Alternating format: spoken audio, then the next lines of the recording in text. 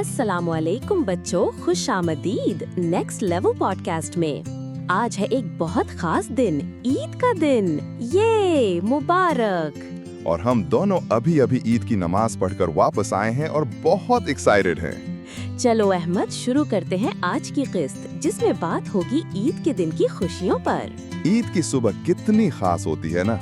अम्मी ने मुझे नए कपड़े पहनाए, इत्र लगाया और फिर हम सब ईदगाह गए। हाँ, और सब बच्चे कितने प्यारे लग रहे थे नए कपड़ों में।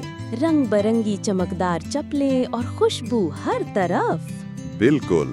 सबसे खास बात, ईद की नमाज के बाद सबको गले लगाना 3 बार। 1 2 3, ईद मुबारक। अब बात करते हैं ईदी की। ओहो, कितनी मिली अहमद? मैं बताऊंगा नहीं, बस इतना समझ लो कि अब मैं आइसक्रीम, चिप्स और एक छोटी गाड़ी खरीद सकता हूँ। मुझे भी अच्छी खासी मिली है, लेकिन मैंने तय किया है कि थोड़ी सी ईदी खैरात में दूंगी। वाह, सच्ची? तुमने मुझे शर्मिंदा कर दिया। अब मैं भी कुछ न कुछ जरूर दूंगा। दोपहर के खाने में क्या था तुम्हारे घर? बहुत कुछ। बिरयानी, शामी कबाब, सेवियां और अम्मी ने खुद मटन रोस्ट बनाया। वो हमने भी शानदार दावत रखी। नानी जान आए, मामू और सब कजिन्स।